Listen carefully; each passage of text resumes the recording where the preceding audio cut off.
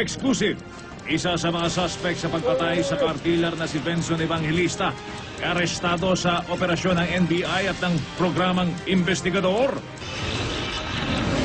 Bagamat pumasa na sa second reading ang RH Bill, mga kontra rito, hindi nawawala ng pag-asa. Lalaban pa raw sa susunod na round.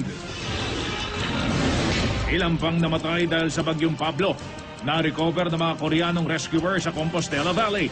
Death toll, mahigit 900 na. Manny Pacquiao, sumailalim sa pagsusuri sa utak para malaman kung may pinsala dulot ng pagkaka-knockout sa kanya ni Juan Manuel Marquez.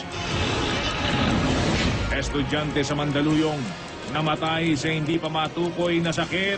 Iba pang mag-aaral, hindi mo na pumasok dahil sa takot. 12 araw bago magpasko, mga namimili ng pangregalo. Nagsana sa mga pamilihan. Sa Bulacan, mga buntis nagpakitang gilas sa pagga-Gangnam Style.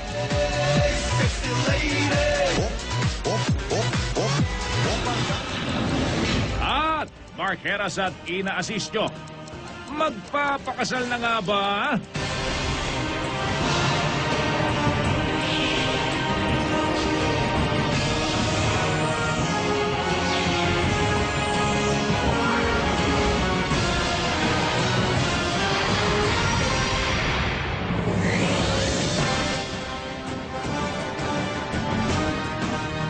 Magandang gabi po, bumagsak na sa kamay ng mga otoridad ang isa pang suspect sa karumal-dumal na pagpatay sa car dealer na si Benson Evangelista.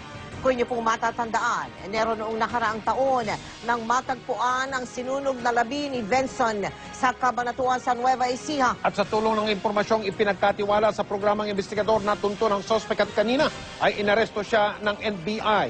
Mula sa lungsod ng Maynila, nakatutok live si Chino Gaston. Chino? Mel Mike, matapos ang halos 2 taong pagtatago, napasa kamay na ng mga otoridad ang driver ng kilabot na Dominguez Carnapping Group na si Joel Jacinto alias Mekaniko na sinasabing sangkot sa pagbatay sa car dealer na si Benson Evangelista noong taong 2011.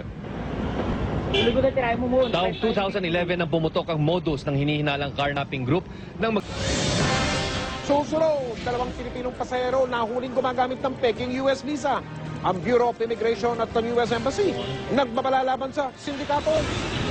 Mga ordinaryong Pilipino, ano kaya masasabi kaugnay ng kontrobersyal na reproductive health bill? Sa Taiwan, may nililok na Santa Claus na sa sobrang liit, kasyang-kasya sa dulo ng isang lapis. At sa Bulacan, pati mga buntis naggangnam. Wapa Gangnam sa, ito ang 24 oras.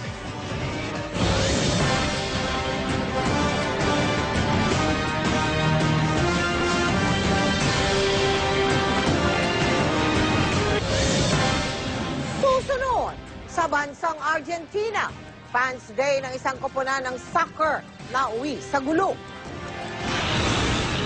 Isa sa mga nagdeposito sa isang bangko sa Iloilo na nagsara. Inireklamo ang anyay nangyaring panloloko at mga tindahan ng paputok sa Bocaue sa Bulacan. Ininspeksyon para iwas sakuna.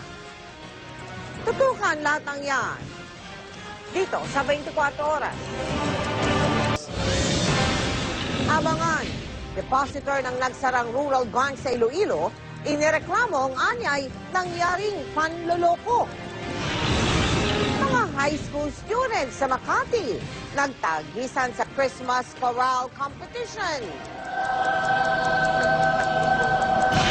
At nagkaliit-liit na Santa Claus sa Taiwan.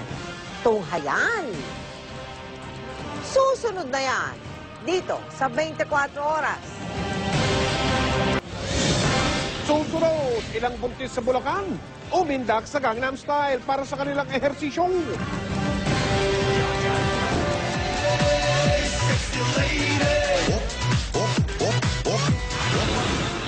Mark Heras at ang kanyang kasintahang si Nina Asistio, magpapakasal na nga ba?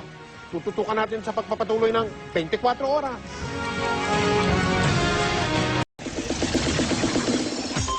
dyan po nagtatapos ang ating Thursday night chikahan. Tutok uli bukas for the hottest in showbiz. Dito lang sa Chika Minute. Ako po si Pia Guanyo. At susunod na po ang aso ni San Roque. Mel, Mike?